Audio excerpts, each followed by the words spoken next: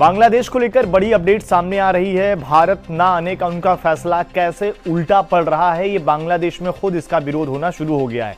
अपने फैसले से बांग्लादेश बोर्ड ने पलटी जरूर मारी है, लेकिन क्या अब आईसीसी उनकी बात मानेगा, ये बड़ा सवाल है। क्योंकि अगर आप देखें, स्कॉटलैंड का ऐलान कर दिया गया है बांग्लादेश के एज ए रिप्लेसमेंट के तौर पर, लेकिन उस ऐलान के 2 दिन बाद बांग्लादेश बोर्ड से जो बयान सामने आ रहा है, उस बयान को अगर आप देखेंगे तो साफ तौर पर यह है कि बांग्लादेश अब हार मानता दिख रहा है और साफ तौर पर लग रहा है कि वो वर्ल्ड कप खेलना चाहते थे, लेकिन राजनीतिक वजह से कहीं ना कहीं उनका जो वर्ल्ड कप का खेलने का सपना इस साल का था, वो अपने आप में अधर में लटक गया।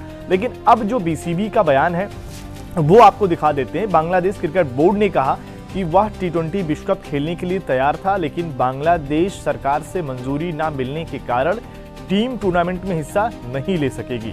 बीसीबी ने कहा कि विदेशी दौरों के लिए सरकार की अनुमति अनिवार्य होती है और बोर्ड सरकारी फैसले से बंधा हुआ है।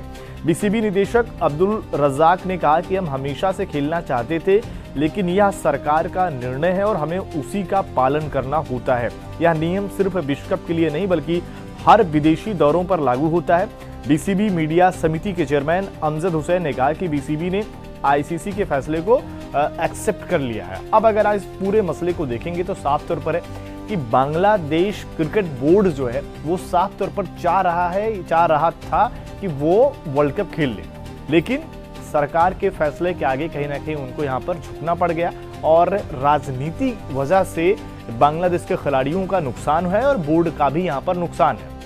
और इसी बात को लेकर जब ये मामला आगे तूल पकड़ा था, तब भी बोर्ड ने कहा था कि देखिए, और खिलाड़ियों ने भी यही कहा था कि शायद इस मसले को इतना आगे नहीं बढ़ना चाहिए था जितना उनकी सरकार ने इस मामले को बढ़ा दिया कि भाई मुस्तफिजुर रहमान का एक तरीके से विरोध होता है, उनको बैन किया जाता है, लेकिन एक लीग का मैटर आपने सीधे से कंट्री से जोड़कर वर्ल्ड कप ना खेलने का फैसला कर लिया। नुकसान खिलाड़ियों का होगा, क्योंकि जब आप वर्ल्ड कप में आते हैं आपको जो मैच फीस मिलता है उसका अलग से नुकसान, प्लस आपकी बोर्ड की जो कमाई होती है करीब उसका आंकड़ा जो बताया जा रहा है 240 करोड़ से ज्यादा का नुकसान बांग्लादेश बोर्ड का होगा। और 2026 में अगर आप देखेंगे ओवरऑल पूरे साल की उनकी जो कमाई है उसमें भी 60 से ज्यादा फीसदी की गिरावट भी हो सकती है। ऐसे में नुकसान चारों तरफ से है। अब ये देखना होगा कि इस वर्ल्ड कप के बाद बांग्लादेश बोर्ड इस पूरे मामले को कैसे संभालता है, क्योंकि बायलैटरल सीरीज भारत खेलने से मना करेगा, एक तरीके से उनका वहां पर भी क्रिकेट बर्बादी की कगार पर जाएगा।